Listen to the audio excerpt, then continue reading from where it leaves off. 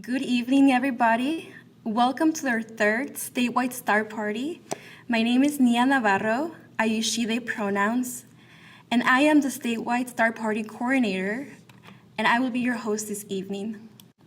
I'm so excited that you're joining us for our virtual kickoff. Tonight's program marks the start of the annual statewide star party, Minnesota's celebration of our shared love for astronomy. As your host, I want to take a moment to orient you to our virtual space and invite you to interact with us using the Q&A feature in Zoom to send in your questions and comments throughout the evening. Our team is working behind the scenes, monitoring and answering any questions that we can't get to live. For your information, this event is recorded and live captioned. If you find those captions distracting or not useful, you can hide them by clicking them on the live CC button on your screen.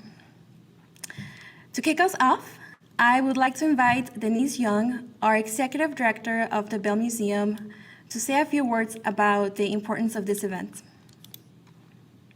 Great, thank you, Nia, and welcome everyone. Thank you for joining us this evening for the opening event of the Minnesota Statewide Star Party, an annual event produced by the Bell Museum in collaboration with dozens of partners and friends across the state.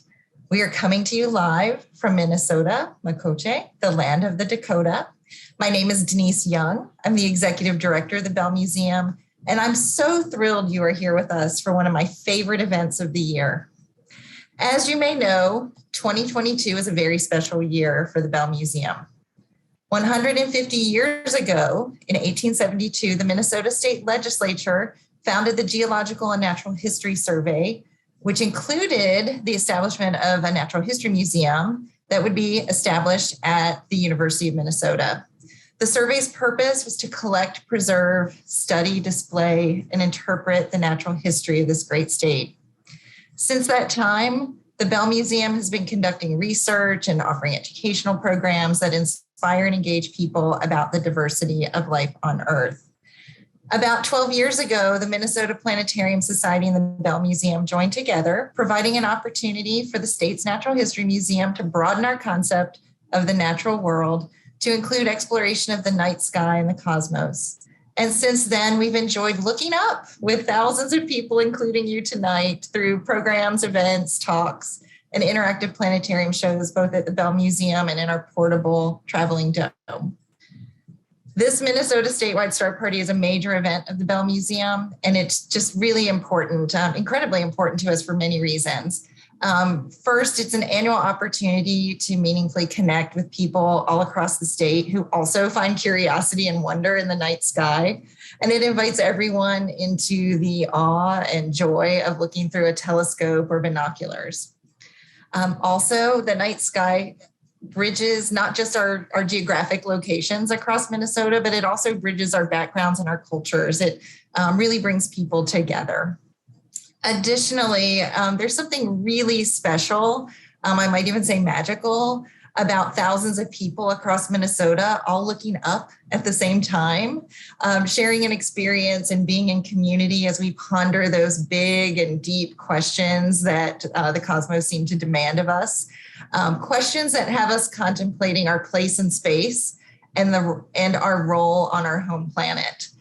Those questions and this event feed directly into the Bell Museum's mission, which is to ignite curiosity and wonder, explore our connections to nature and the universe, and create a better future for our evolving world. It's an incredible honor to be here with you tonight and with tonight's presenters, and to explore the night sky together with you. I look forward to learning alongside you tonight. So here's to a great evening and to a wonderful statewide Star Party weekend. And now I'm going to hand things back to Nia, who is the chief organizer of tonight's program and this weekend's activities. Nia? Thank you for your words, Denise, and thank you for being here in our virtual space. I would like to now take a moment to acknowledge that the Bell Museum sits on land that was once stewarded by the Dakota Lakota people and through a system of removal and genocide have been dispossessed of their ancestral home. Tonight's program reaches communities all across the state. As such, it is also important to acknowledge the Anishinaabe or Ojibwe people, indigenous keepers of lands to the north, lands also taken despite treaty agreements. The Bell Museum is committed to better understanding our institutional history and our place in Indigenous dispossession and erasure, and to finding ways to redress the wrongs of both past and present to build respectful, equitable relationships. Dakota and Ojibwe knowledge systems are crucial ways of knowing this place we now call Minnesota. We value the people and communities that protect Indigenous knowledge systems, and we seek ways to support that work. As such, we invite you to continue your journey by checking out and supporting Native Sky Watchers, an initiative that seeks to remember and revitalize Indigenous star and knowledge system. Please visit their website, nativeskywatchers.com. And now I'll invite Natalie Kennedy, the Bell Museum's Director of Statewide Engagement, to introduce our guest panelists.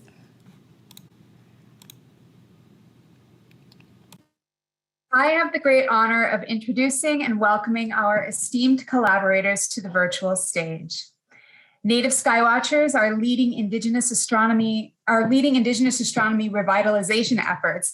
They have received many awards, including a major prestigious astronomy or NASA grant, have been recognized and funded multiple times by the Minnesota State Arts Board.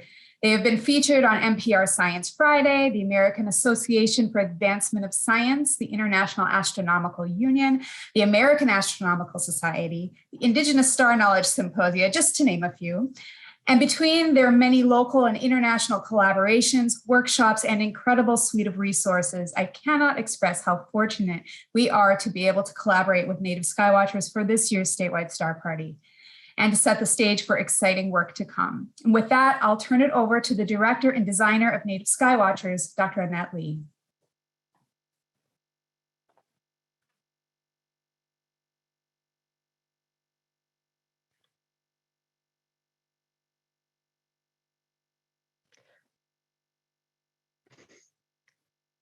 Hello there, I'm here, but I cannot turn on my video. Can I get some backup help? Can you hear me? Yes. Okay, thank you, Natalie, for such a grand introduction. I would like to bring up my slide, if that's okay, and invite Ramona and Carl to unmute and step up to the stage. Turn on your video, perhaps, so we could get things rolling.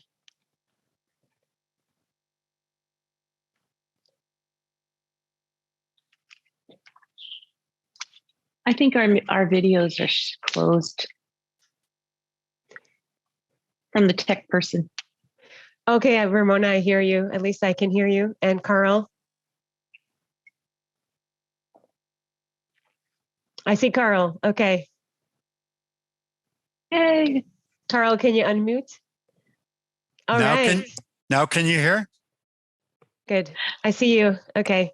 Okay. Now we can start. Okay. Anin, Buju, Han, Mitakuye, Oyasin. I have my tobacco here, so I'm going to put this down for us to add to the beautiful intentions that were already laid down, including the land acknowledgements and the honoring introduction. So, Mitakuye Oyasin, with all my heart, this is Annette Lee. I am mixed race Lakota. I'm speaking to you from this land we call Minnesota Makoche, the land where the water reflects the sky. I'm speaking to you with a good heart and with this star medicine. In addition to the acknowledgements that were already made, I want to also acknowledge that we are going through a really rough time. This is COVID time. And on top of that, there's war in the East. So I just want to acknowledge that there is a lot of death Just with COVID, I was reading 6 million people in the world, more than 6 million, and also in the US, just 1 million almost have passed, and that's in the counted numbers. I just want to say this because that's a really harsh thing, not to mention a lot of other crises that we're going through. Humanity, we're really going through some hard times now. So I want to acknowledge those who have passed on at this COVID time.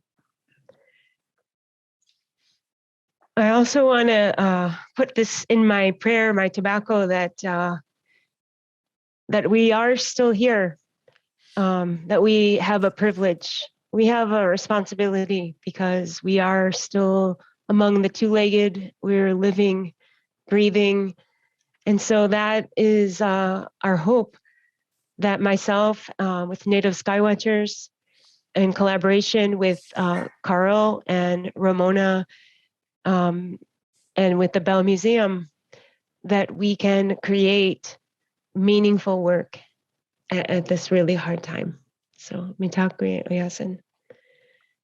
So, Carl and Ramona, do you want to just say a quick hi or introduction, or what do you think? Hello, I hope you can hear. Yes. Okay, all right. Hello, everybody. I'm glad to be here.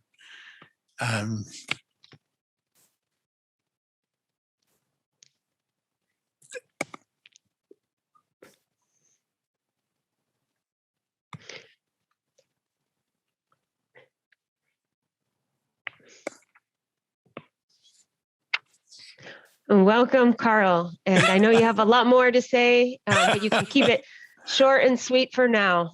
Okay. Yeah, that is really good. I'm on the edge of my seat waiting to see what you're going to say next. Over to you, Ramona. Hami tapi api. Petaginde owasi. Chante washteana petu zapie.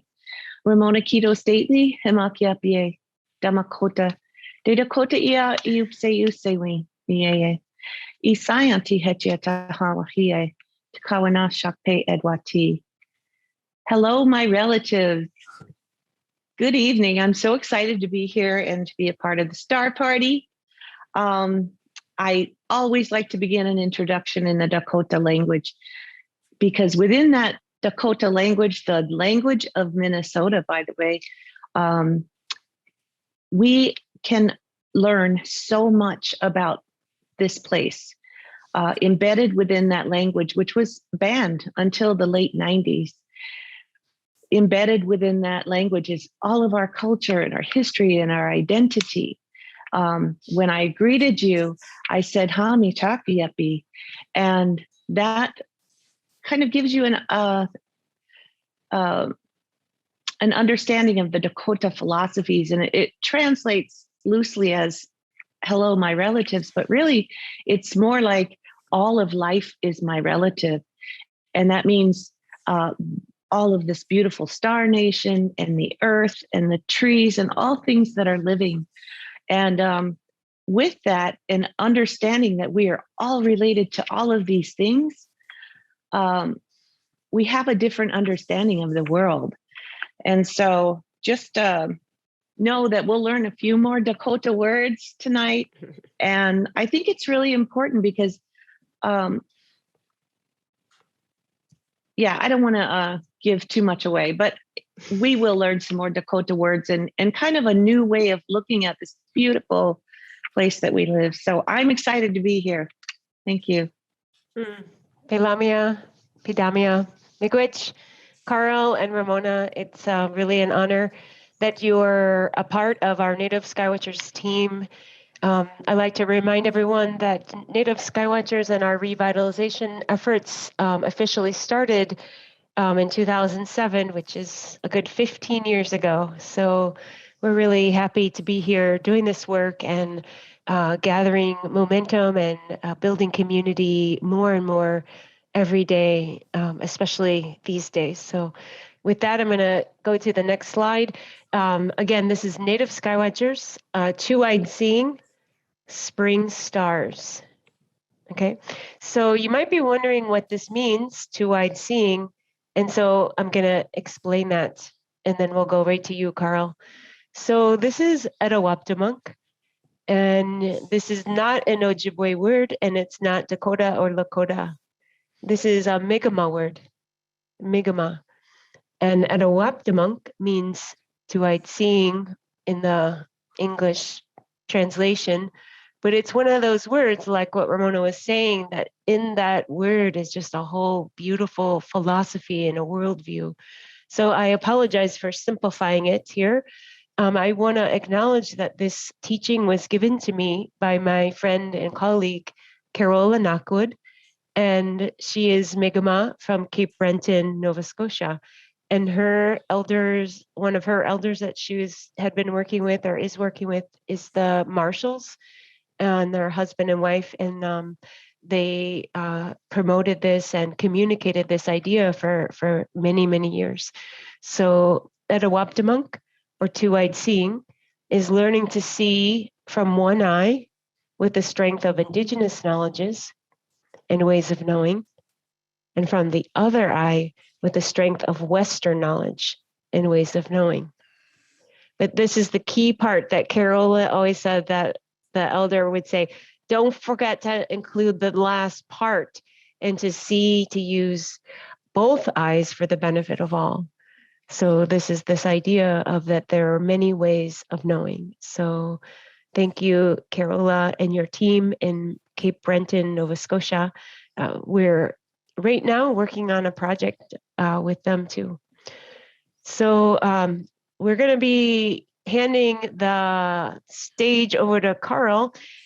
Just to set you up, Carl, I wanted to tell everybody for this portion of the Star Party, we have the Ojibwe Night Sky, and this is a star map that I put together for this event for the spring. So the way you can, first of all, I think you can get this online on their website at the Bell Museum, and I'll also put it up on the Native Sky Watchers.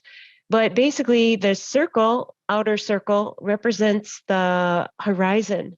So star maps are really cool when they're set up like this, because basically it's like a big dome and you're looking up.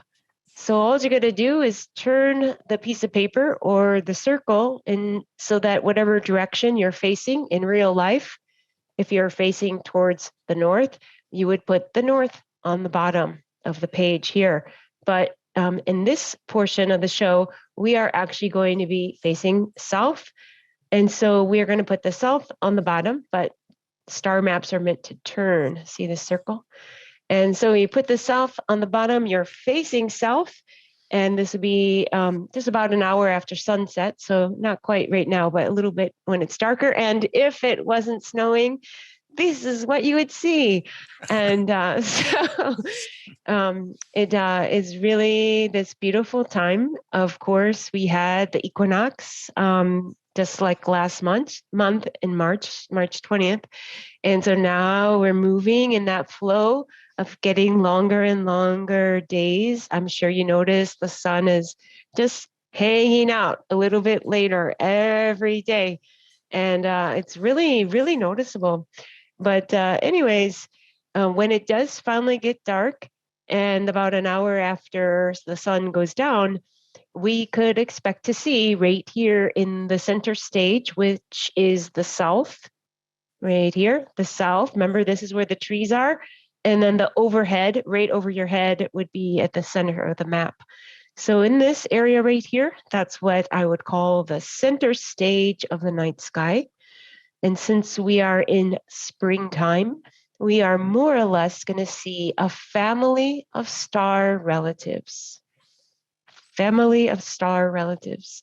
So remember, in our Indigenous way of knowing, the stars are some of our oldest relatives. And so here we have the spring family of stars.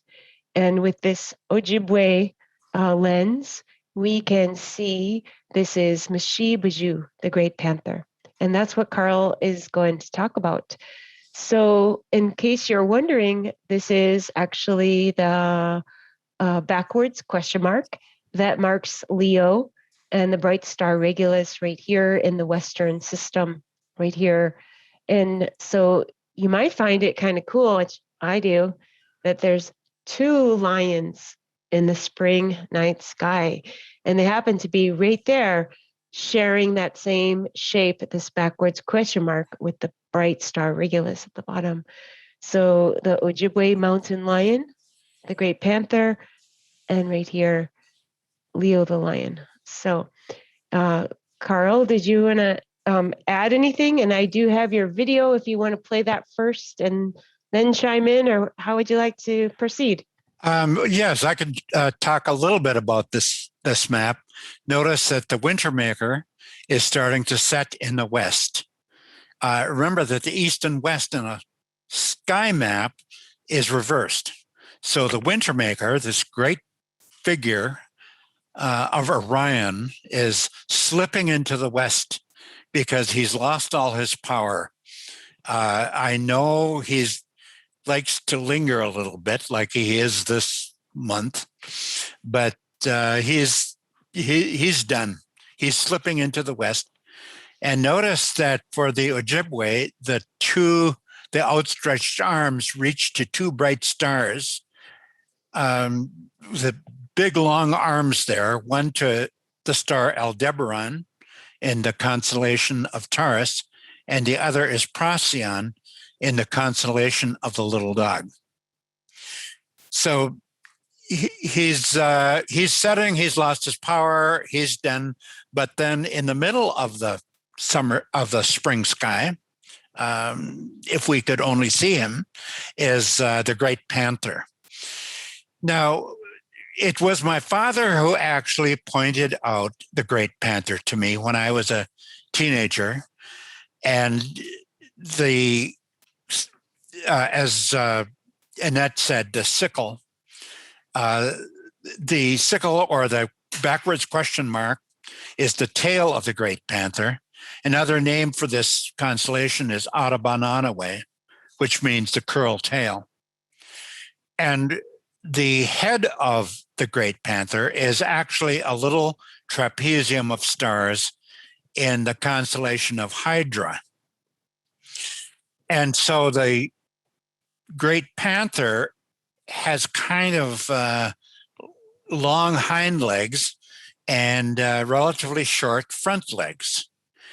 And if you could see a panther, we're talking here about the mountain lion or the puma, and we really should use the word puma from now on, but I have a hard time doing that myself. So I guess tonight we'll just stick with panther. They actually stand like that. Their front legs are powerful for grabbing prey. Their hind legs are long for taking the short leap to prey. And so they actually stand with their hind legs appear to be longer than their front legs, but that's just the way they're posed. And as far as the tail is concerned, the puma, or the panther, always has a curved tail. It keeps his balance when he's leaping or when he's running, but it's always in a curve, just like our constellation here. And ironically, the ancient Greeks saw a lion there, but remember that lion, that's the mane of the lion there. For the Ojibwe, it was the tail of the panther, with the head of the panther facing slightly downward. The panther is a kind of a dangerous creature, and he's always associated with water. But real pumas don't care much for water. So why was the puma of myth, of Ojibwe myth, always associated with water? He brought down the great flood, the great primordial flood. He had a lair under Lake Superior. He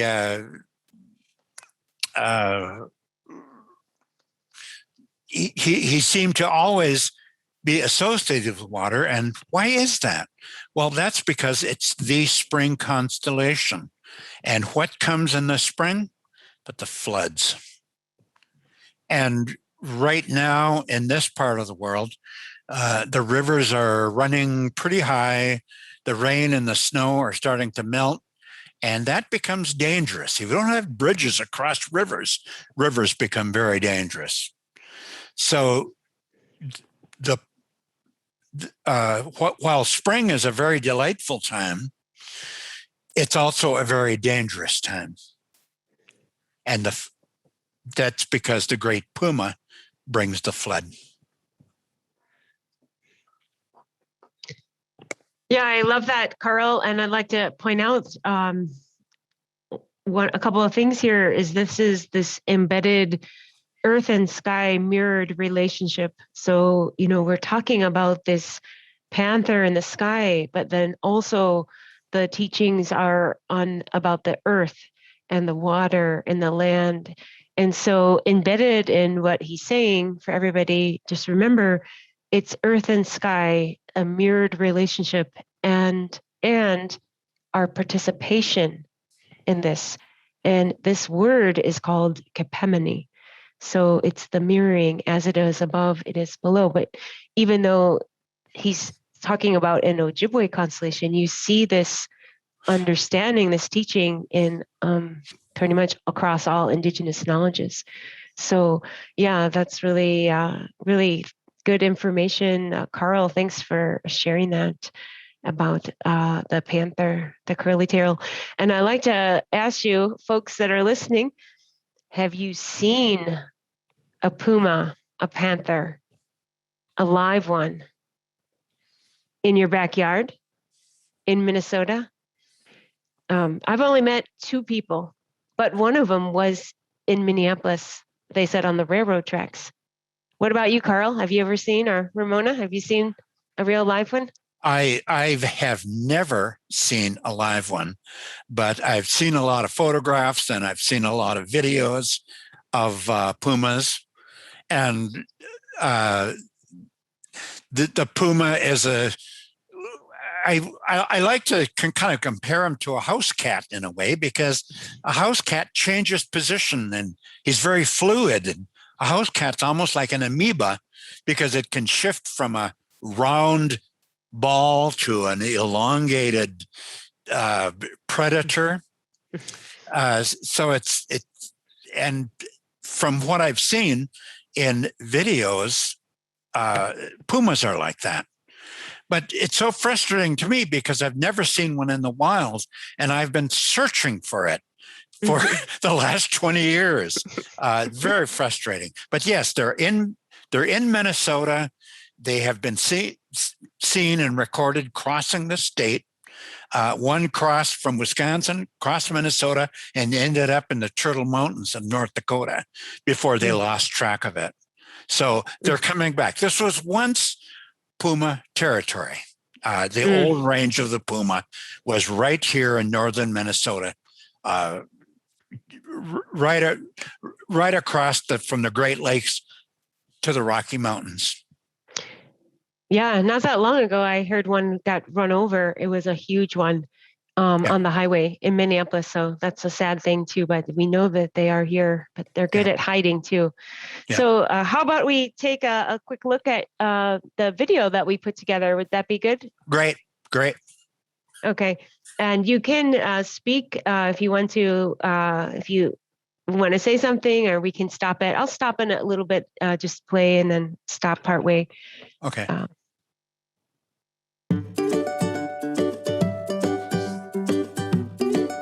Can you hear the sound? Yeah.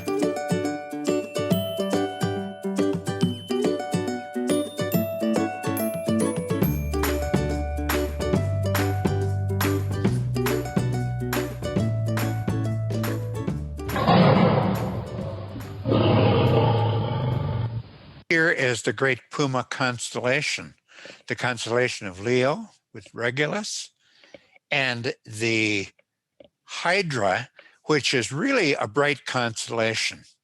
And I want to tell you, when I first started looking for these, and my father identified the constellation Leo with the Great Puma as the tail of the Great Puma, I was first looking at the constellation of Cancer.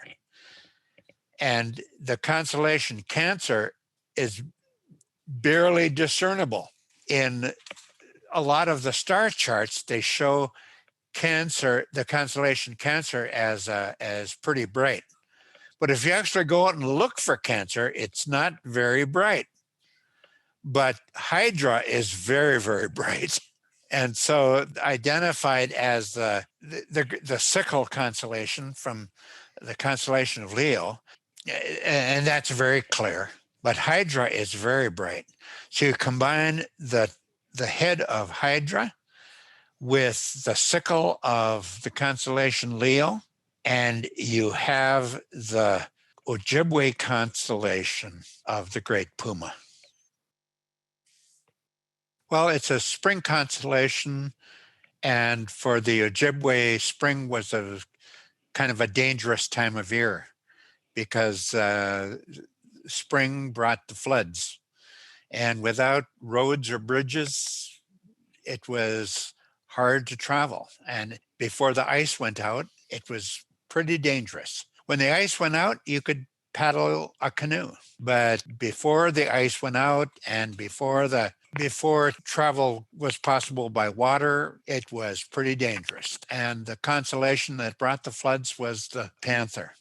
Now, I should probably mention that the word puma would be a more correct identification of this animal. Over time, the common name for this animal was the mountain lion, the panther. Puma is the more correct name for it because the scientific name for this animal is Puma concolor, the single-colored great cat. And the mountain lion was another word for it. And the Ojibwe called it the Bijou, Bizhew, the Bijou. And the Puma is a better name for it because it refers to this animal native to North America. The closest relative worldwide is the cheetah. The cheetah is an animal that went extinct in North America. The cheetah lives in Africa and is a predator that chases its prey, antelope primarily. And in North America, the cheetah pursued the four-horned pronghorn antelope. Now, the puma is not a pursuit predator. The puma pounces and attacks its prey, like deer. The puma is primarily pounces and lands on its prey from up above, from a high point, from a tree branch or a boulder. And so the Puma constellation rises in the east and is the marker of spring. And the spring constellation is connected with water and the floods. Now, in Ojibwe mythology, the Great Puma brings the flood. And one of the most important myths of the Ojibwe is the Great Puma and Nanabuju, the great hero of the Ojibwe, had a battle. And Nanabuju, who has a bow and a magic arrow, was finally able to defeat the Great Puma. And Nanabuju shot an arrow into the Great Puma's side. And so the Great Puma dove into the water in Lake Superior to escape Nanabuju. And as he lay in his underwater cave, he offered the riches of the world to whoever could cure him of this arrow. Nanabuju wounded him. And so what Nanabuju did was he borrowed a frog skin from the frog people and approached the Great Panther as he lay wounded in his cave. And because he was in disguise, he was able to approach him.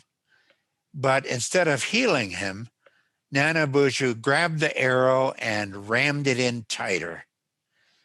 And so the Great Panther then, in his rage, called the water down because he had power over water. And the water then came in the form of rain and caused the great flood that flooded the earth. Sometimes when the Great Panther is shown, it has a kind of reptilian aspect to it. It's got antlers, got horns, I should say, spines along its back and its tail. And that is also the Great Panther. Some of the old Ojibwe art, like rock paintings, show the puma looking more like the puma that we're familiar with. Sometimes it's shown with spines and with horns, and that's still the great puma. This one by Mamie Migwams, who's an Ojibwe quill worker, did a copy of the pictograph, and then here the pictograph, the Agua Lake pictograph, has the horns and the kind of the snaky reptilian imagery.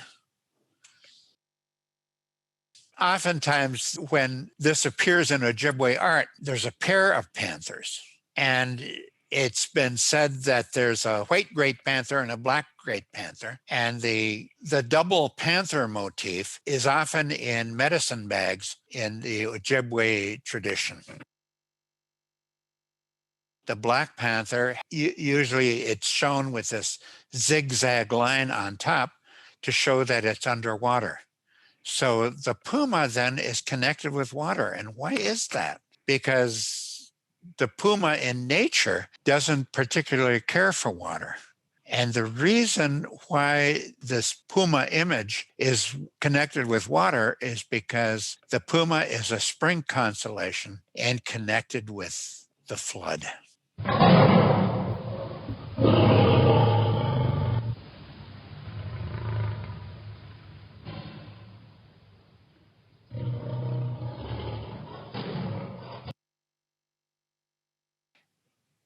Yes, there is in mythology, the Great Puma on Lake Superior is a protector of copper.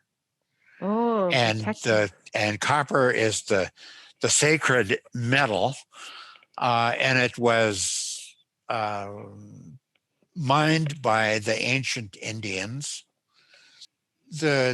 The Great Puma, an association with Lake Superior, and that copper has a connection to Lake Superior. I mean, Isle Royal was the source for the ancient Ojibwe copper. And of course, that's associated with the Great Puma as the protector of the copper.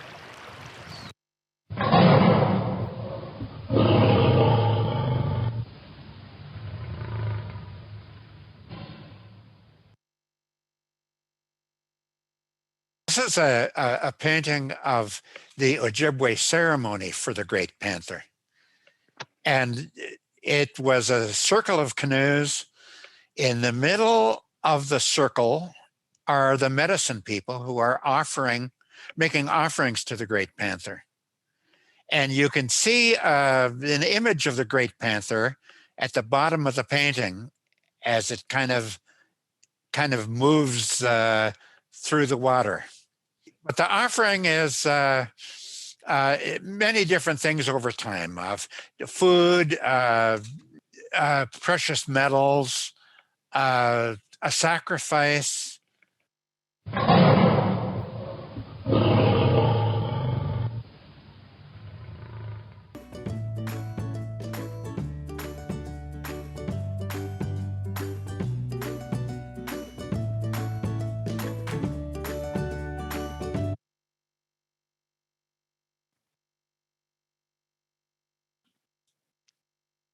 Okay, Carl, what did you think about that?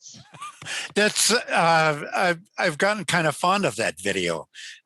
When we first put it together, I remember I told you how awkward I felt, and I didn't quite present it very well. But thanks to your editing, it's a very nice video. Oh, well, it takes a team. It takes a team, and beautiful teachings. Thanks for sharing all that. Just a little bit of the teachings about that relationship with the night sky and Mishibaju, the Great Panther, and relationship with water. I think that's, like I was saying before, this idea of Kepemone, this mirroring of above and below, our place, our participation in this relationship, our interconnectedness, like what Ramona was saying at the beginning. And also like this idea that water is, we call that wakan, it's sacred. So it could be like the power to create, the power to destroy. So one Lakota elder that passed away, but I worked with Albert Whitehat Sr., used to always talk about that word wakan, that it's translated as sacred, but he didn't like that translation. He said that a better way to say it is that it's the power to create and the power to destroy. So it's this double-edged sword. And so because of like that recognition, we have a relationship with it, like a respect. So then you offer that tobacco, and you understand that it's not something to take for granted. It's something that could take life, or also it gives us life, right? So I think those are really powerful teachings there. And thanks for just sharing just a little bit there of the curly tail, the panther. I know there's a lot more. Yeah, that's very good. Very good definition from the Dakota people about that concept.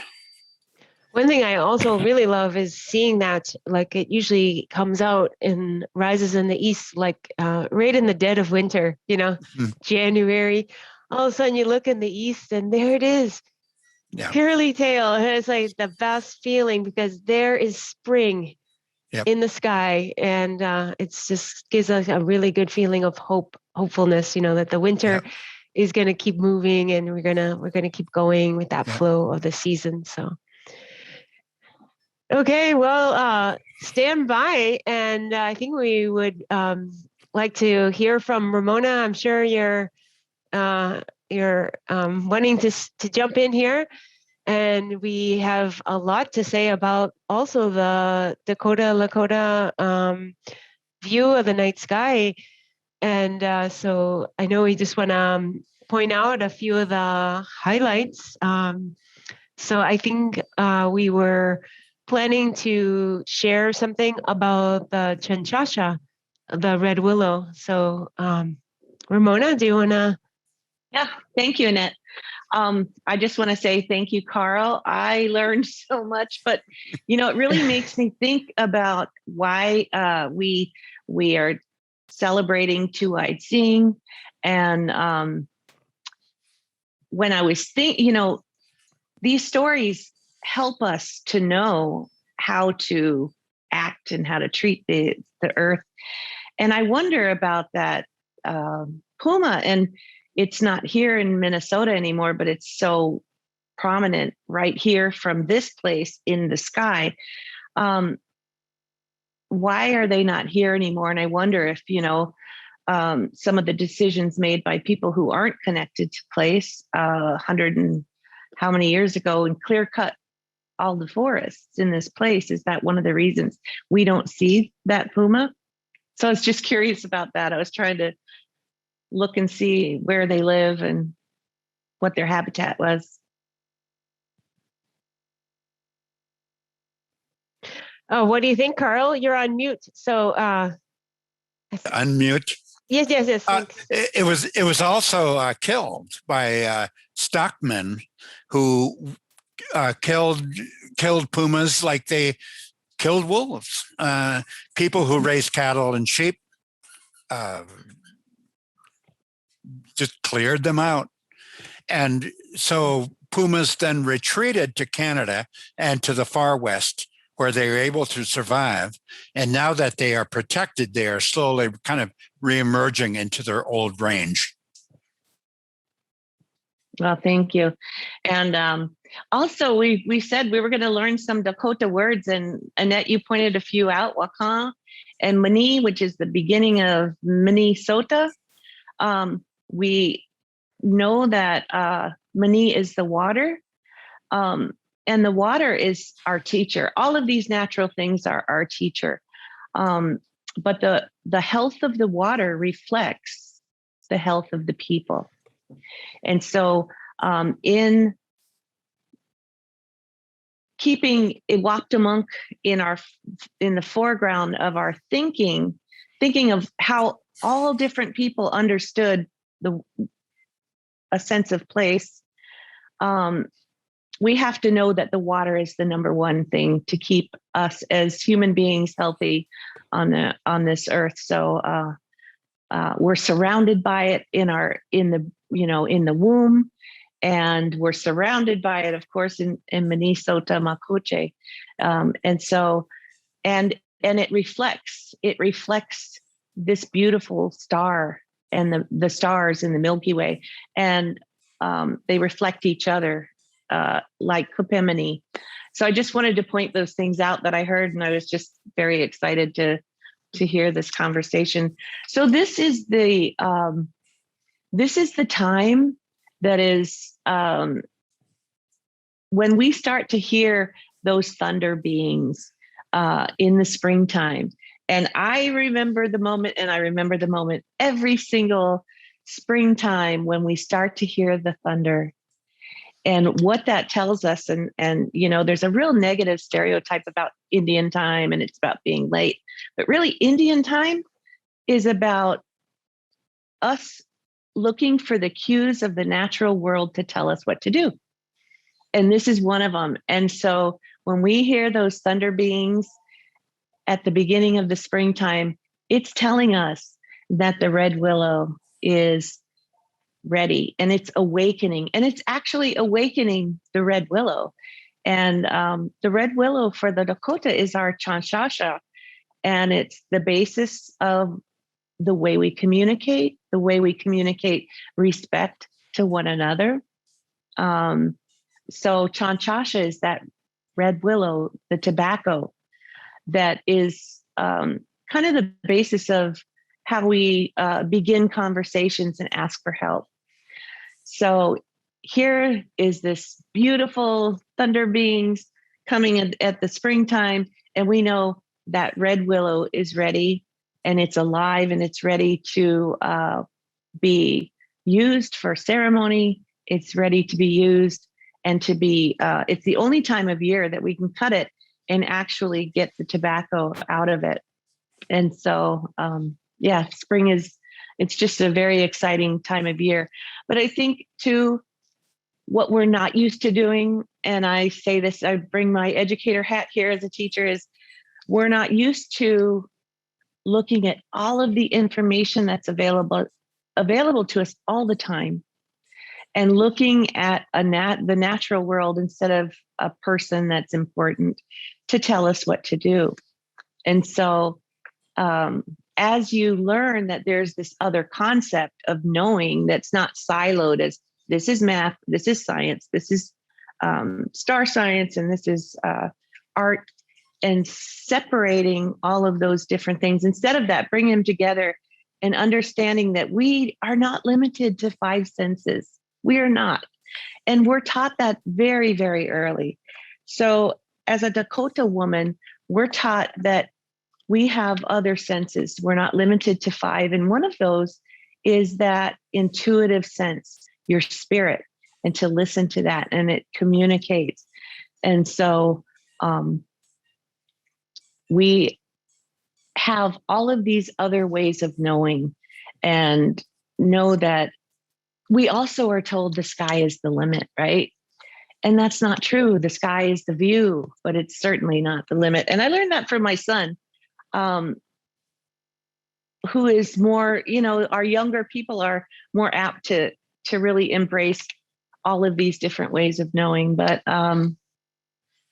there are, by this Iwaptamunk, and to be able to embrace a concept, it allows us to think more freer and to be able to really embrace the beauty and all of the knowledge that is really right there. If we can look at the plants, if we can look at the water, if we can understand the medicines and this sense of place, even narrowing it to our beautiful state, that there is so much more that we can learn. So.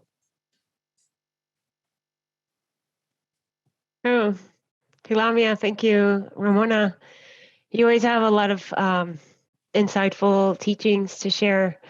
So, okay, so we're talking about Chanchasha, and would it be okay to share that recording? I think it's about 5 minutes. Can we share that right now? Yeah. Okay, and after that, then I'll point out the where it is in the sky. So here.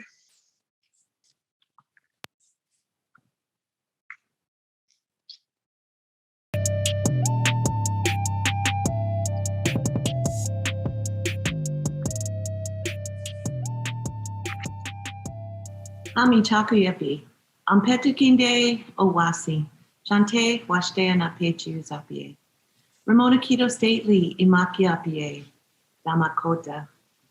Hello, my relatives, and good morning. My name is Ramona Kito Stately, and I am Isanti Dakota. I have just greeted you with a standard Dakota greeting in the Dakota language, and the Dakota language is the oldest living language in Minnesota. In fact, Dakota is the language of Minnesota Makoche for over 14,000 years. And I said, Ha mi takuyepi, which means hello, my relatives. Another frequent phrase, which is mi takuye oyasi, and that means all of life is my relative. So we believe that we are related to every single thing, and every single thing is our relative. With that mindset, we make different decisions about the way we treat all living things. And the natural world, if we take time to look and listen, is our greatest teacher. So this is such an amazing season. I would have to say, when you live on Minnesota Makoche, the Minnesota homeland, where I live, spring is always very welcome. In the Dakota language, we call spring wetu. And when the winter season finally comes to an end, the Wakians, or the thunder beings, come with the spring rain to awaken the frozen earth and to welcome Wetu.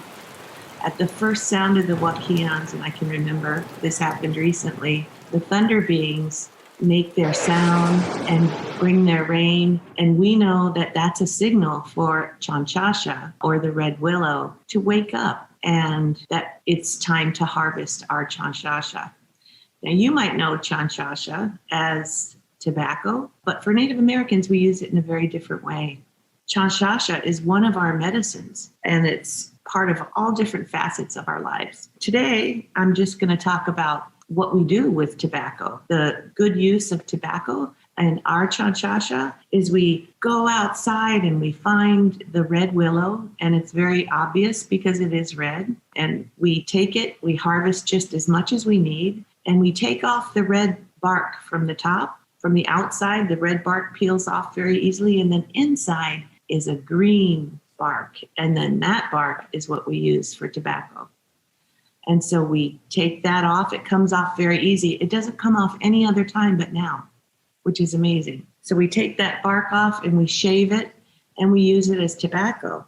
Now, tobacco is something that we use in order to make an offering to the earth when we pray, but also when we ask someone for help. In Dakota, we say omakiaye. And actually, that word, omakiaye, it means help me, but it's the most commonly used word in our language.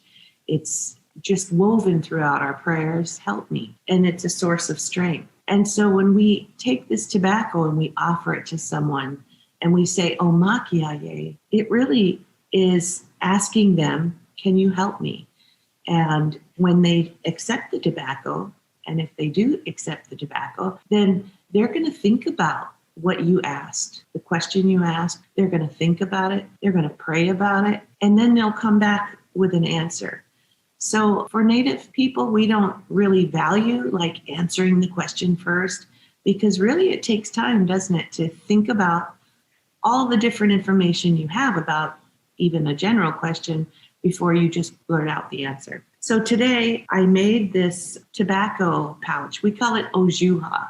And Ojuha is a word that means that it holds some. So for Native people, we have many different types of Ojuha, bags that hold something. And it really depends on the purpose of the bag, right? But for this one, I made this bag, and it is decorated with this sign that we call Kopemini. And that is a sign that reminds us that we are the star people, and we come from the stars, and to the stars we return. So we can see here in this center section, that would be where the earth and the sky and where they come together.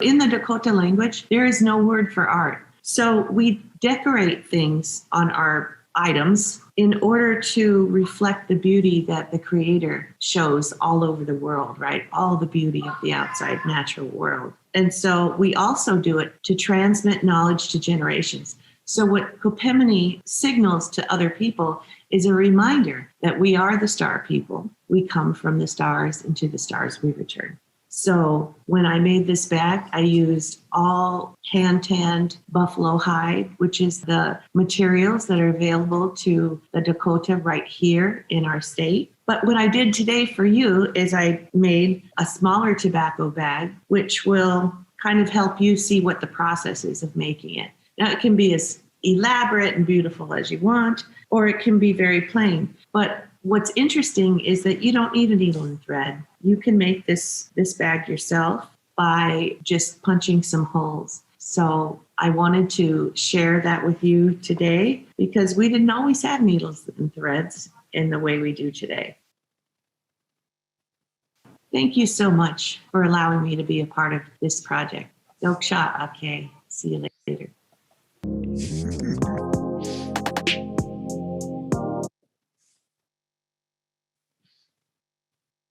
Good job, Ramona. Those are some beautiful teachings there. Omakiaye. I really like that.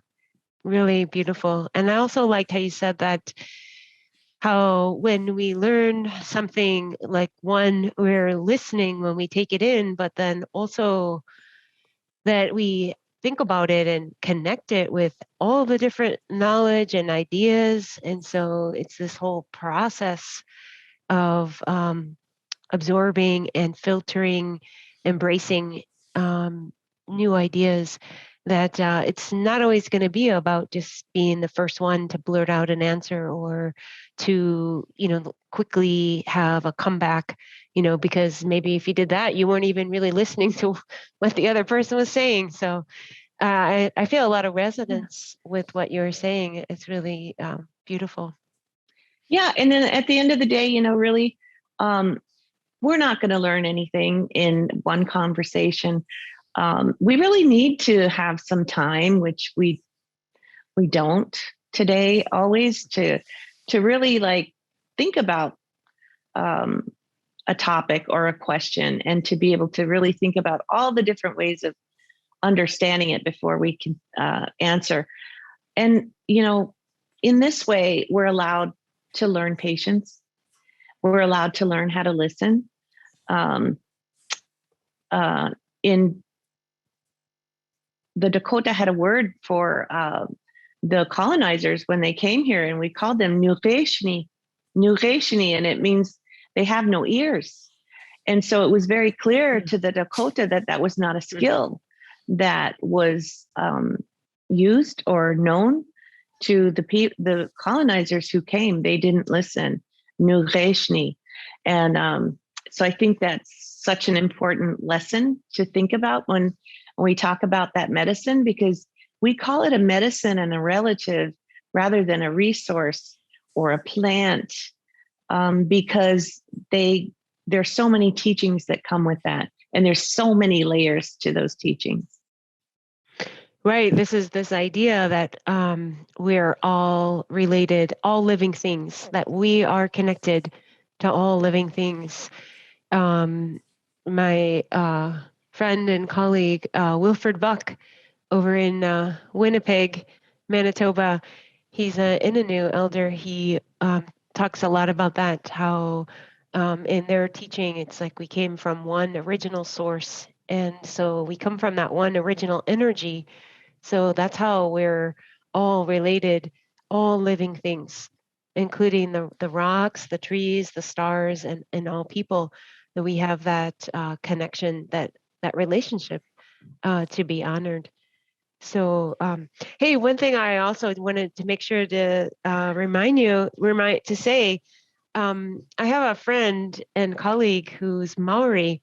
His name is Te Kahu Ratai Painting. He's down in Auckland.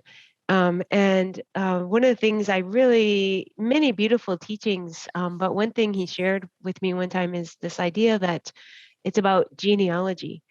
And I had never really thought about this. It's the same thing that we're saying here, but genealogy. Like I usually think of a family tree, and all their star knowledge has this huge genealogy.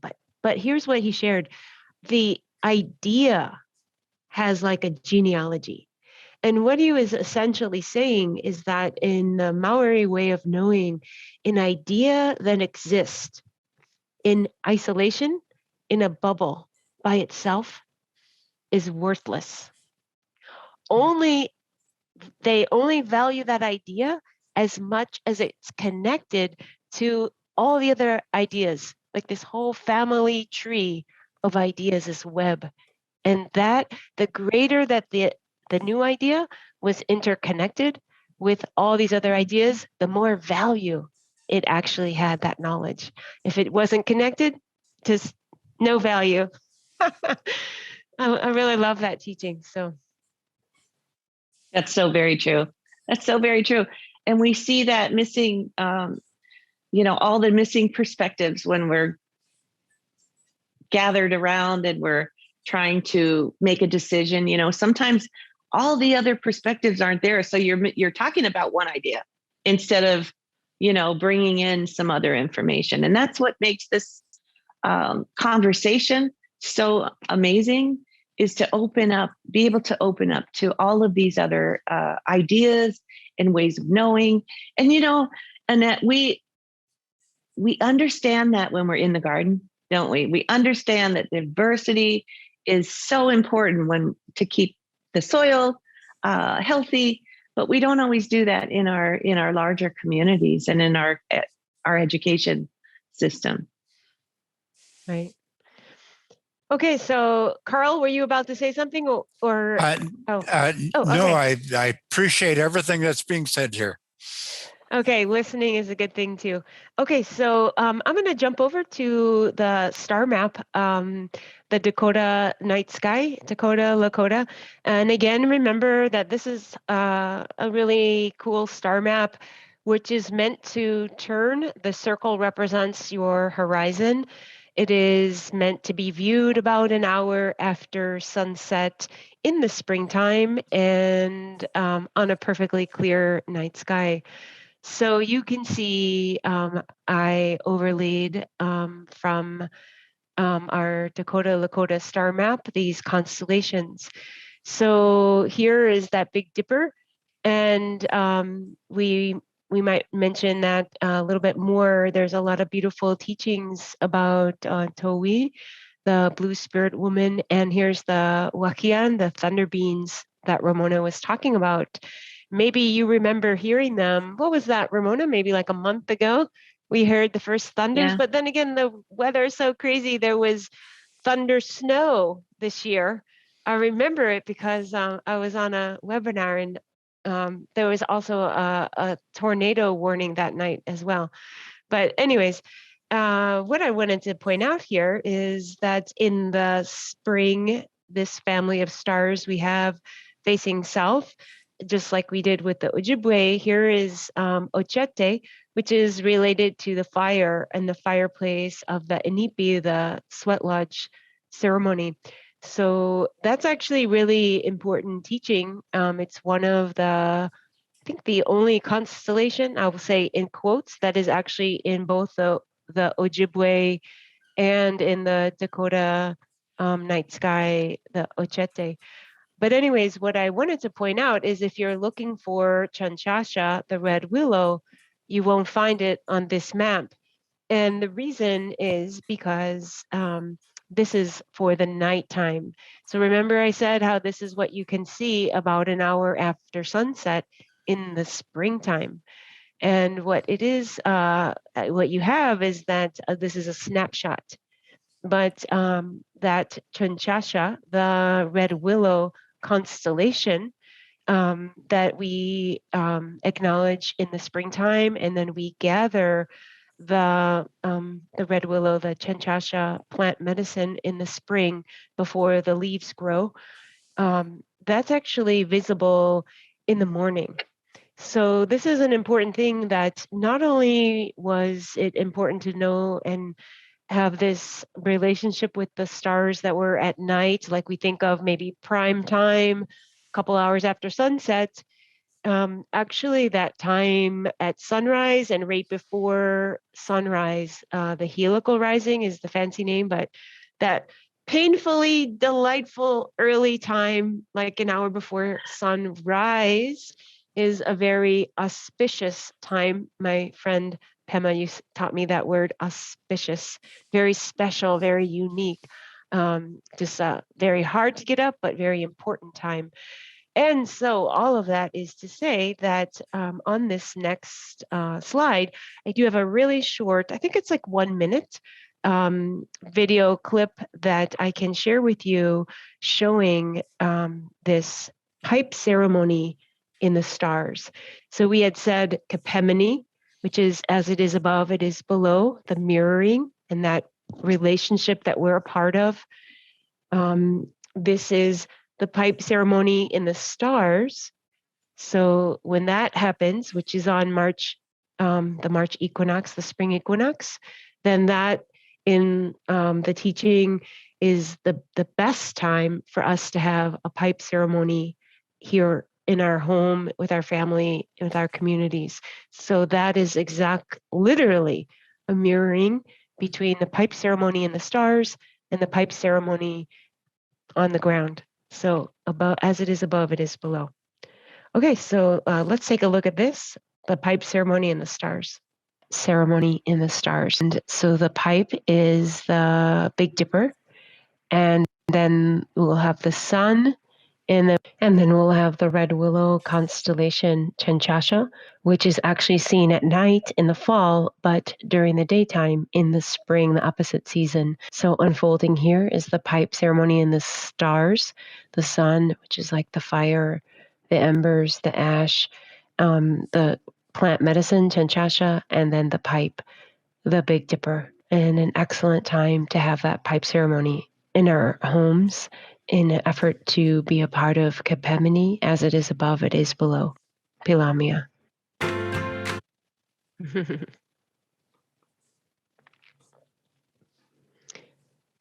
Okay, so like I was saying, the actual constellation from the Greek system is Aries, and it's also Triangulum. This is part of at nighttime, it's a family group of stars in the fall. So this would be right up by Pegasus or Kea, the turtle, or Moose in Ojibwe. But basically, those are the fall stars of the night sky, but those are spring stars in the morning sky. It's opposite. So that's a really beautiful teaching. And thank you for sharing that, Ramona. The Chinchacha red willow, dried willow constellation.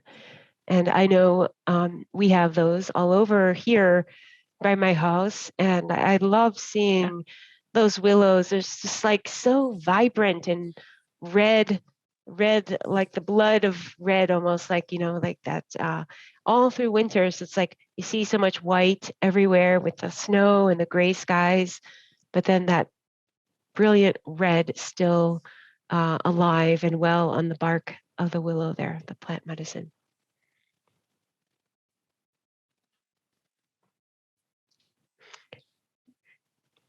Okay, so I think with that, we should maybe take a moment to ask for any questions. We could take a couple questions. And we also have one last nugget I think we want to share, which is Native Sky Watchers. Ramona and I did a collaboration with TPT and Marie Domingo and PBS. And this was 3 amazing Lakota women, young women. And so maybe you could talk about the project, Ramona, and we have a short clip to share. We don't want to forget. Ramona? Yes, that was so exciting. So we did a clip of Sci Girls. If you guys are familiar with PBS Sci Girls, it's a way to get girls interested in STEM and STEAM because it's a field that's mainly or has historically mainly been men. So it's really for the middle school, high school age girls. And so we were able to do a Sci Girls episode on the Dakota Star knowledge. But what was so fascinating is what these young ladies from Prior Lake High School and Minneapolis Public Schools, what they said is we didn't connect this to science especially, but we just thought it was life ways. We thought this information was, just our ways of knowing. And so it was just beautifully done. And the Sci Girls team did a great job. And I'm really excited to see it come out in the fall. But it was great to also see our ways of knowing in a public forum, which is very unusual to see that. And hopefully we'll see more of that to come. But I was quite proud to be a part of that. Yeah, I think it's really great to see these very, should we say, prestigious or very celebrity networks. PBS is a very strong national network to promote this revitalization effort. And again, that's called Sci Girls. And this is produced out of our local PBS group, which is called TPT. And many of you probably are familiar with, and they have a project that is called Sci Girls. And this episode will be premiering in the fall of this year. So this is really a work in progress. And it's just a short clip, a sneak peek. And we could play that for you now and then maybe take a few questions. Does that sound good? Yeah, and this is the first time I think anyone's gotten a sneak peek. So just so you know. Drum roll, please.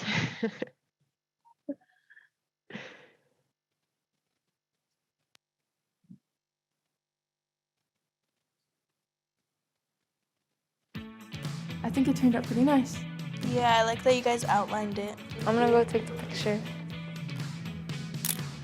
Our art challenge poster starts off my planet and then the stardust going into making new life, and it incorporated what we learned.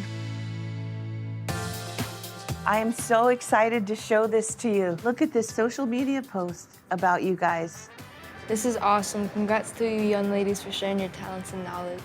Oh, look at this one. They're from NASA. This is really wonderful. Thank you so much for sharing what you have learned and your visions for what we might find.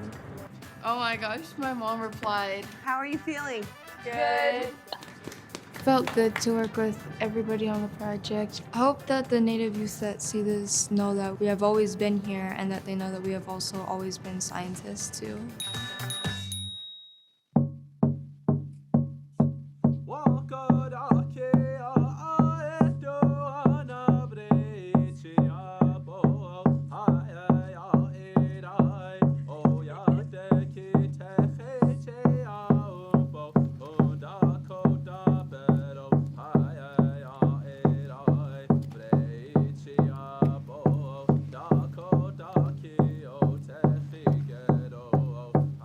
Science has reinforced my connection to the stars by showing that stars are constantly creating new life.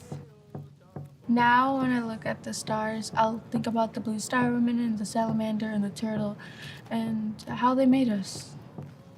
What I'll think about when I look up at the stars now is probably about my people and how we're all connected in the universe, and also about how life is all connected and how we need to take care of it.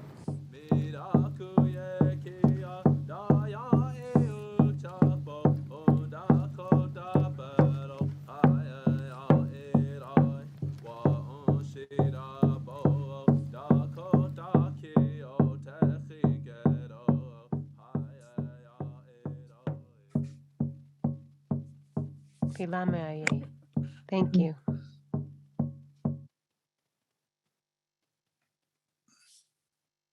Very cool. Very cool. Applause. Applause. That was just so exciting. Oh, So I just like to remind everybody that you can see these videos, except for the PBS one that didn't come out. But we only had time to show you just a little sample. But there's a lot more videos on the nativeskywatchers.org website. And there's a lot of projects that we have going, collaborative projects, because this work is rooted not only at Owaptimunk, the two-eyed seeing, but really at that sweet intersection of science as an astrophysicist, art as an artist, a visual artist, and of culture, science, art, and culture as an Indigenous person of color. So I just want to tell you that there's usually a new project all the time, jumping in points and ways to collaborate. So over to you, Nia. I think we might have time for questions. Hi, or Natalie. Yeah, Sorry. yeah. I'm so thrilled to be the bearer of the questions tonight. But at first, I just want to say thank you to all three of you. One of my big takeaways is this idea that information can't just come in silos, that there's so much learning to be had when we look outside those silos of just math or just science or just art, but that there are more senses and there's more to be learned when we think more broadly. And I think that's really incredibly valuable takeaway. So thank you for that. We do have some questions, and the first is actually for you, Carl, and I think we can extend this to all of you. Really specifically, somebody is wanting to know, how long have you been doing this, Carl? If you want to give us a little info about your background, I think that'd be great. If you can hear, people can hear me, can they? Probably 50 years.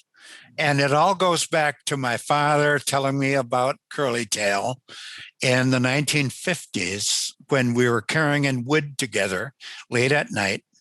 And we looked up at the night sky and he started telling me about it. Now, I unfortunately was much more interested in the career of Elvis Presley than learning about my culture. So it took, but through fits and starts, to finally start thinking about astronomy and wanting to piece it together. My father's planted the idea in my mind that the Ojibwe had astronomical observations, but all the purposes it served, an almanac, prophecy, recording of legends, all of these were fit into what astronomy was for the Ojibwe. And I've been thinking about it for a long time. And then one night, I woke up in the middle of the night, my eyes as big as saucers, and I said, my gosh, the pictographs are constellations. And that's when I really got into it. Thank you, Carl. Joe, I hope that answers your question. Thanks for asking. And Nat and Ramona, I'd love to hear the same from you. Oh, I just want to say on that, I like to acknowledge Carl as the father of Ojibwe astronomy revitalization. I don't know if anyone else can say they've been working on this for 50 years. Seriously, that is just, let me applaud you. That is, wow, that Thank is you. fantastic. Yeah. And our map, the Ojibwe Gisik Anang Masinigan, the Ojibwe Sky Star Map that we created in 2012, that was myself and William and Carl. It was all under Carl's handwritten notes and unpublished research. So that was a decade ago, and really one of the cornerstone pieces of Native Sky Watchers and our work here. So just so many thanks to your work and your father, right? Good thing Elvis Presley didn't win out. They competed with each other. Wasn't it funny how, though, easily we get distracted? Yes. A lot of fun distractions, I guess you could say. But yeah, we're all a part of that, Yeah. Ramona, did you want to? Yeah. So I'm thinking about that, and I'm thinking how lucky you are, Carl. And then the picture of Elvis Presley is there too. But how lucky to have 50 years of being introduced to that knowledge. So as a Dakota woman, I was my dad was born and raised in Santee. Both of his parents were fluent Dakota speakers, but he didn't. At that time, you didn't teach your kids the language. It was just not safe for them to speak. It was banned. And so it wasn't until I was 30 that I moved to Minnesota to learn my language. And through the language, I learned all of this history. Through the language, each word has its own story. And so I wish I had grown up with that. So I'm kind of like catching up. But I made sure that when I was learning that language, that my children did too, in the home, each word, and being able to embrace what's missing. And it's part of our identity, or it serves as the basis of our identity. All of our languages do. And so if we can embrace that language of our own people and know who we are and who our people are and where we come from. And for me, it's right here. It creates this amazing, like a energy. It's kind of like just a great energetic foundation of who you are. So I didn't learn it until later, after 30. And so I'm feeling like I'm catching up. But I also want to say that that's the same for our kids today. They're not learning, and that leaves a void. And so we want to be sure that we are infusing this in K-12 education for all children to be able to see themselves reflected in that classroom. A lot of work to do. Hey, Natalie, I'm looking at the time, and I've got one last closing slide. Can I share that real quick before we sign off? Oh, you're on mute. You're on mute. I think we've got a little flexibility since the skies aren't cooperating tonight. Our telescope viewing is not going to happen. So if we want to take a few more questions before your slide, we've got the room. Oh, okay. It's up to you. I just don't want to forget. That's the only thing. Well, why don't we break and do it now? That's fine.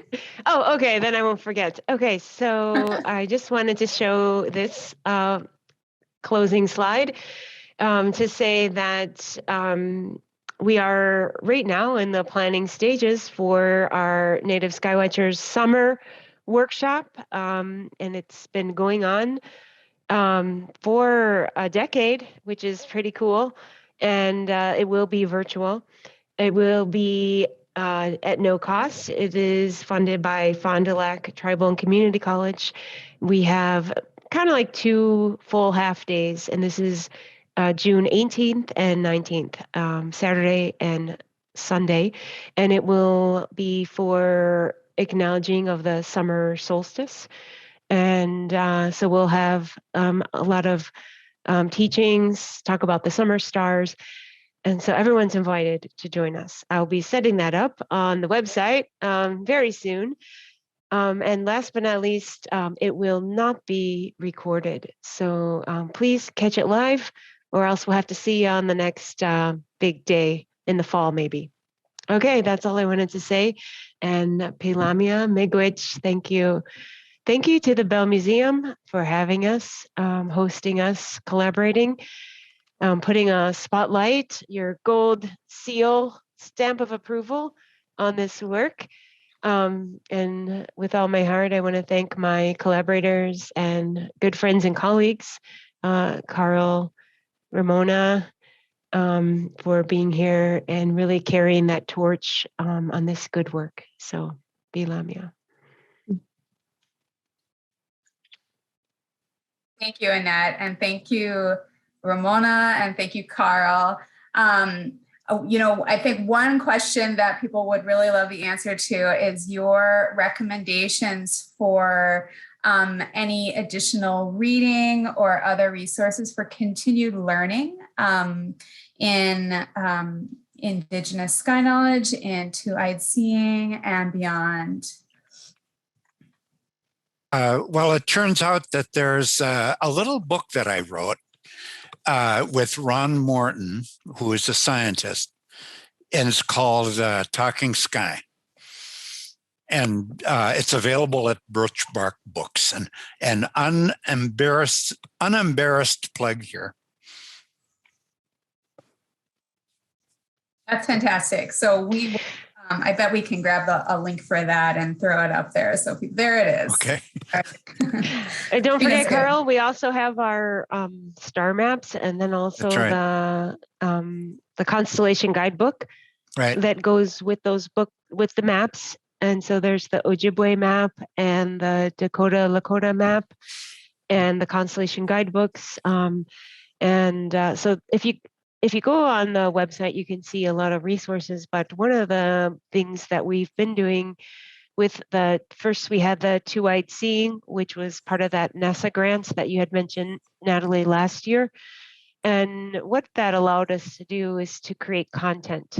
We were able to produce a webinar series, one each month. And so we had several that were led by our Ojibwe team, that were led by our Dakota Lakota team. And then we were able to expand out from there, bringing in voices from our Indigenous North American collaborators, like Nancy Maryboy, David Begay, who are Dene, Navajo, and then the Hawaiian team and the Maya team based in Santa Barbara, California. And it just kept going on and on. So there's a lot of resources. And I think in addition to different projects, last summer we had an Indigenous Sky Watchers Reu, which was fantastic. That was based out of University of Southern Queensland, which I'm affiliated faculty at the Center for Astrophysics. So we were literally working with data from the TESS mission. Super exciting, looking for other Earth-like planets. We were collecting our own data from their Mount Kent Observatory. We were analyzing the data, and it led to a published paper. So there's a whole spectrum of different projects. And so that was an REU for undergraduates. We have another project right now. We are Stardust, that is for usually communities, but K through 12 and educators. We're working with South High School here in Minneapolis area, and also with Mankato, with Elaine Hardwick at the Mankato Public Schools.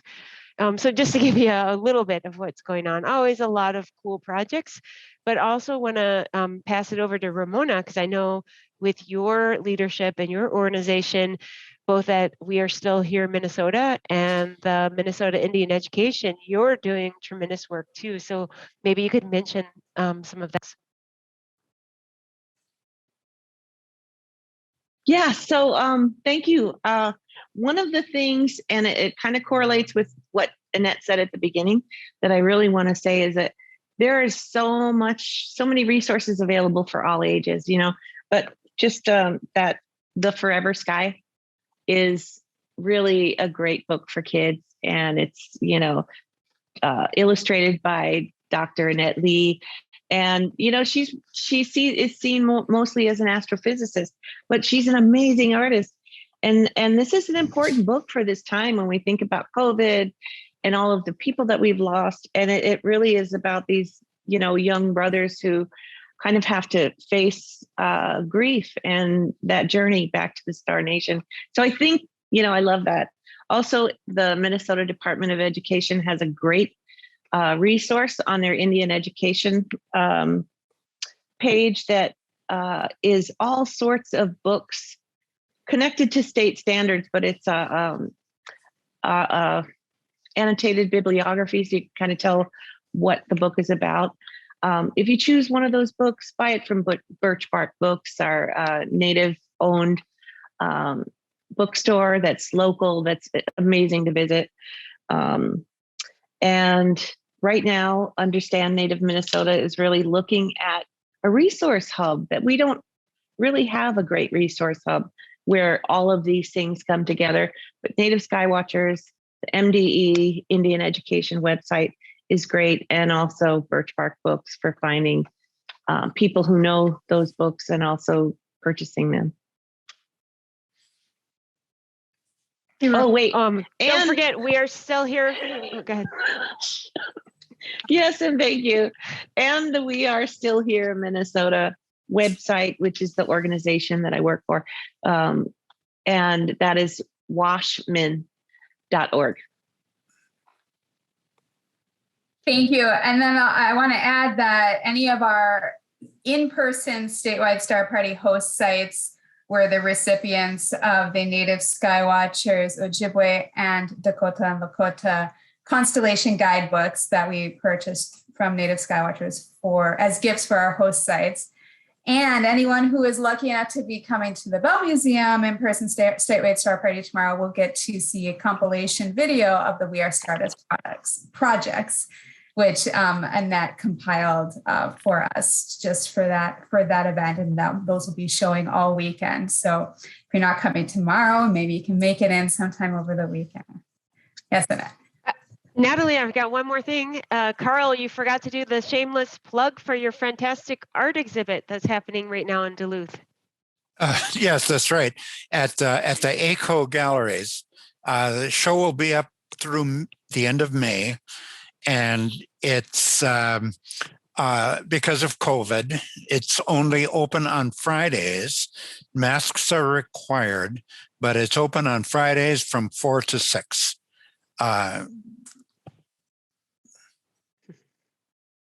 Great. Thanks for mentioning that. All right. Should we bring Nia back on the screen here, and then she'll shepherd us into the next part of the evening. Hey everyone, thank you, Miigwech Tlazokamati, to the Native Star Watchers present with us today, Dr. Annette Lee, Ramona Quito Stately, and Carl Goboy, for sharing your wisdom and knowledge with us.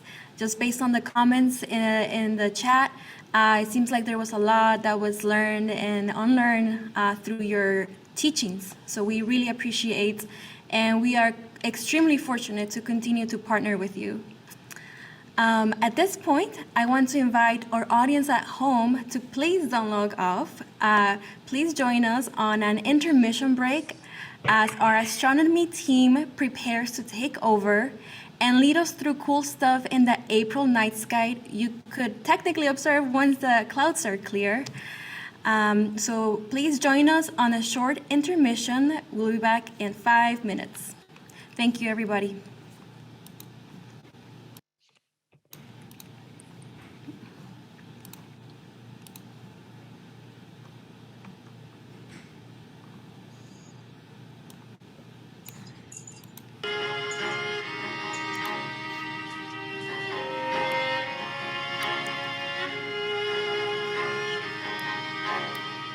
Refreshments, some food, and get comfortable for the next part of our program this evening. I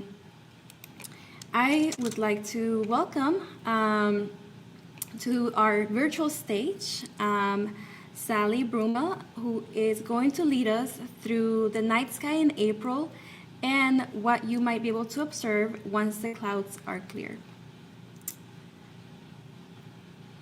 Well, thank you, Nia. And hello, everybody. It is so wonderful to be here for you tonight. And I also want to say I'm so happy to have followed such a wonderful presentation from Annette and Ramona and Carl. It was full of wonderful knowledge and teaching, and I hope everyone got as much out of it as I did. So yes, I'm Sally Brummel. My pronouns are she, her, and I am the planetarium manager here at the Bell Museum. So I am here to show you a marvelous live streaming view of our night sky, right? Right, everybody? Beautiful night sky. Not quite. Just kidding. Sorry about that. So if we didn't have this weather, we would be streaming from our observation deck. My colleagues Tad and I believe it was Sydney would be up there showing us the wonders of the night sky, but maybe it was the snow or the cloud cover or the winds that prevented us from setting up those telescopes tonight. So I apologize for the weather conditions, even though really there's nothing that I could do. But tomorrow night, it is looking hopeful. As Nia and Natalie has been saying, this is the first night of our statewide star party. And tomorrow we will be in person here at the Bell Museum. It is our second time back in person in 2 years. So we do plan on having plenty of star parties, a planetarium show, all kinds of great activities. So I really hope you are able to make it to the Bell Museum tomorrow night. If you are not near the Twin Cities, but you are still somewhere in Minnesota, there are over a dozen sites around the state that are having star parties tomorrow and Saturday. So please go to our website and take a look to see if there is one near you. So I'll spend the last bit of time here just telling you some of the things that we might have seen in the sky tonight, or just giving you the chance to go out and look for yourself the next time we do have a clear night. So I'm going to use a star map, and Annette has already shown us a couple and started telling us how to read a star map. We produce a printed star map for 6 times a year for a 2-month period. And so we also have them online. We have them archived. So if you go to that website, you can download the current one or past versions of it. And I want to particularly point you to July, August, and September, October of 2020, because Ramona and Carl and Annette collaborated on those maps. So go into our archives and you can find those treasures. So tonight and throughout the month of April, this will be best viewed around 9:00 p.m. So let's get a little bit closer on the map. As Annette was saying, as you use this by having the direction you're facing pointing down. So you might notice east and west are different than you would see on a regular map.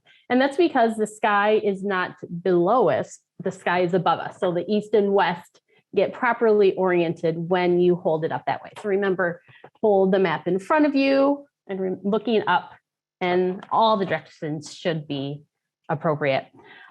So I'm going to be focusing on one thing tonight, and that is one of our favorites in the northern sky. So let me turn us around facing north. And we heard about this grouping of stars a little bit earlier, and that is Ursa Major. So take a moment to see if you can look for that and find it right now near the center of our sky. And so that means it is going to be pretty high in the sky this spring. So let me point that out for you. And get a little bit closer. So Carl, I believe, was talking about the floods in this springtime, and a story that I've heard about it is that, yes, the Big Dipper is full of water. And when it reaches this high point, high overhead in the sky, it starts pouring its water into the Little Dipper. But of course, the little one being smaller, some of it overflows onto the ground. And that's what gives us our green and everything growing once again. So that is one of the stories that is associated with this grouping of stars. And to show you, I've got the stories, just sort of the pictures from different cultures. Once again, I'm going to turn us upside down because I want to point out Dubé, as it is pronounced some ways. You may have heard it pronounced other ways. So it is a star that is known in many cultures as a bright star in this grouping of stars, what some know as Ursa Major, the Big Dipper, and I'll show you a few other ways of seeing it.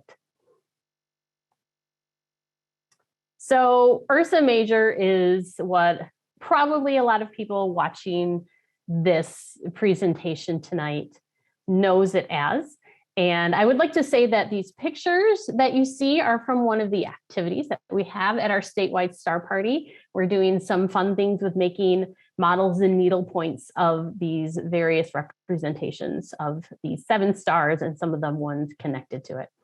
So you can see the great bear, and it has its tail toward the left there and its nose pointing to the right and legs going down, and the dipper part is sort of in the middle. We have, of course, the Little Dipper too, which becomes the little bear. And there's some interesting stories. If you think about a bear and you think about the tails, of course, bears don't have long tails. And so one of the stories is that they were causing trouble and they were grabbed by someone strong, either Hercules or Zeus in different stories, and thrown up to the sky by swinging them around by their tails. So they started out as bears with short tails, but as they were swung around, their tails stretched out. So those bears in the sky have those long tails. So now we'll see some of the other patterns there. You saw this on the Ojibwe Star Map that Annette provided, and I'm going to once again point you to Native Sky Watchers and also thank Annette for allowing us to share the Ojibwe and the Dakota Star Maps with you. Hopefully, maybe you'll be able to print them out and take them outside and look for all of those wonderful images and creatures. And so this is Ojibwe, the fisher. And I will say that Native Sky Watchers is a great resource to learn the stories of these and some of the other patterns. So now you know what stars you can look for to find Ojibwe, and then you can look up what the story is. And then it also mentioned in Dakota culture, it is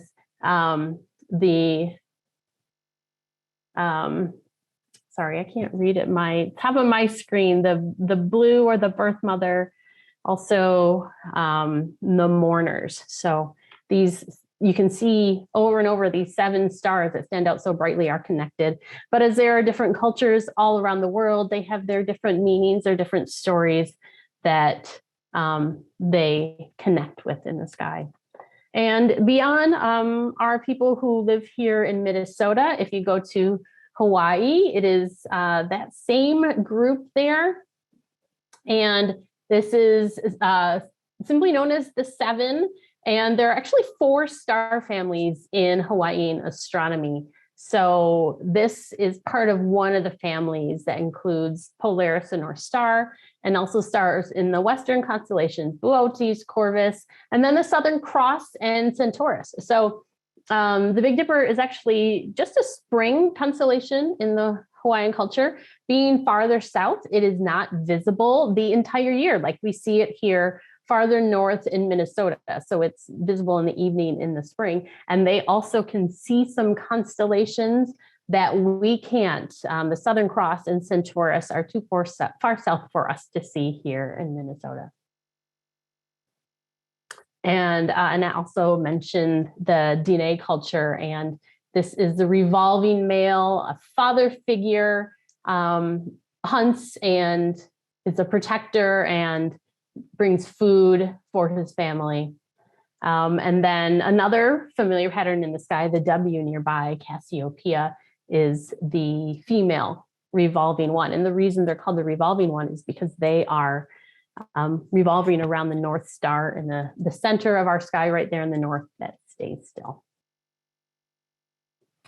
All right, so I'll pause for a moment just to give you time to think about what those constellations were. And remember, you can download our star map from the website or the Ojibwe and the Dakota. You know, I really want to encourage you all to get out and look for these yourselves. Make it a practice. Start to learn these stars. Start to see if they have any meaning for you.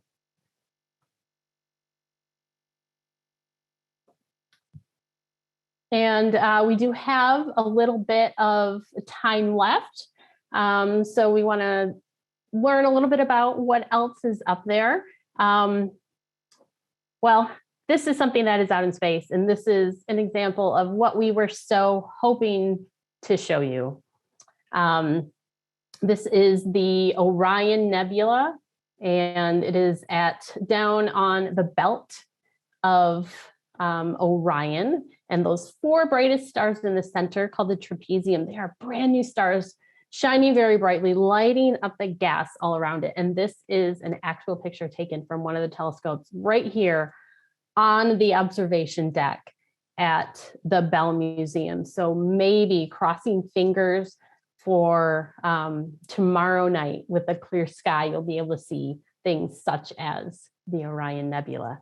And you may have heard of the Orion Nebula from the Hubble. Of course, Hubble being out of space, having such a great mirror, much bigger than our telescopes can see in so much more detail. But you know, you can still see that shape in the center of the trapezium. I think it's pretty fantastic what our telescopes that we have can do to reveal the beauty of the Orion Nebula. So some other things in the sky. We don't have any nighttime planets right now. It's kind of empty of those wanderers, but Venus and Mars and Jupiter and Saturn are all going to be visible throughout the month before sunrise. And just a preview, Mercury is going to join this party of planets in June. And we are hoping to have a morning star party later on in June to bring everyone out before sunrise. Of course, that is very, very early around the solstice. So we can look at a rare time when all of these 5 planets are in the sky at the same time. And in fact, the ones you can't see by eye, Neptune and Uranus, are also in the same direction. So maybe through a telescope, we can see them. And my favorite, even though it's not a planet anymore, Pluto will be in that same direction. So look on our upcoming star map for the dates for those that observing session. But so this is just a view of where you will see Jupiter, Venus, Mars, and Saturn. And in particular, on April 19th, the moon will join them. So look toward the east before sunrise. If you're one of those early risers, just keep an eye on how these planets move through the sky. The word planet comes from a term that means wanderer. These were the wandering objects visible in the sky compared to the background stars that stayed put. So these are some things for you to experience, see, get to know, get to love in our sky.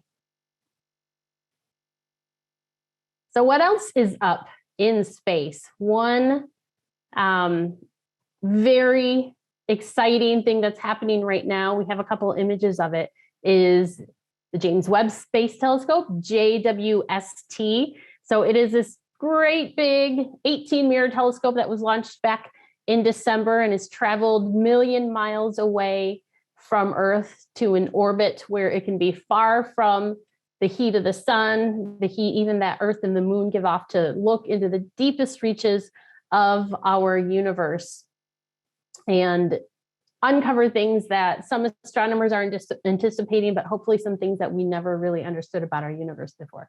So when this is not a telescope like the Hubble Space Telescope, which is currently in orbit around Earth, and it could be fixed if there are any problems with its mirrors or cameras, and cameras could be upgraded. The space shuttle would just go to it, astronauts would do some work on it, and there it would be. Well, with JWST so far away, there's going to be no visiting it. And when it was launched off its rocket and then deployed, the rocket camera had a picture of it, and everyone was saying, this is going to be the last time we'll ever see the JWST. And because from then on, there's nothing around to take pictures. Well, that actually wasn't true, because JWST can take a selfie of itself. It can use one of the cameras to look at its mirror. So this is a selfie in space, a million miles away. That is JWST right there. So the status of it right now is that it is cooling itself down, aligning its mirrors, getting all its instruments calibrated so it can start to do science sometime this summer. And this is here a recent image that came out, a fantastic one that was meant to make sure all the mirrors themselves were in alignment. And it's like all these mirrors together make one great big mirror, and that's how it's able to gather so much light. And so this shows that the star is aligned. Everyone's focusing on the great big beautiful star in the center. But if you look at those dots in the background, many of them are stars, but some of them with those oblong shapes are galaxies, billions of miles away, billions of light years away, sorry, and some that have never been seen by any telescope before. So right here, this is new. This is brand new astronomy that we're seeing. And this isn't even the science image. This is just to make sure that the telescope is aligned.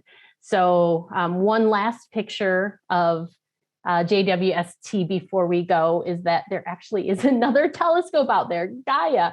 Gaia is surveying the sky and measuring brightnesses and positions and motions of billions of stars. But, you know, it was close enough to take a picture of JWST, that little dot that the green arrow is pointing to. So once again, we can still see it and know it's out there, visually keep track of it.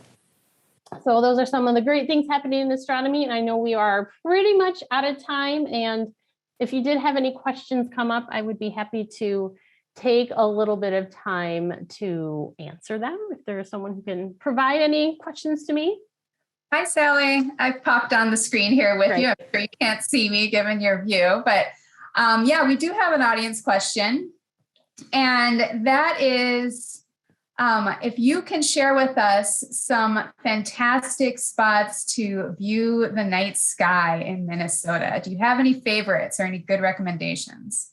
One of the greatest places to go that's nearby is at one of the Minnesota Astronomical Society's observing site. It's Eagle Lake Observatory, west of the city. It's out in Norwood, Young Amera. I think if you know where the Arboretum is, you head out that way and keep going. And maybe our behind the scenes we'll be able to find on our web, we have a list of more great dark sky sites in Minnesota.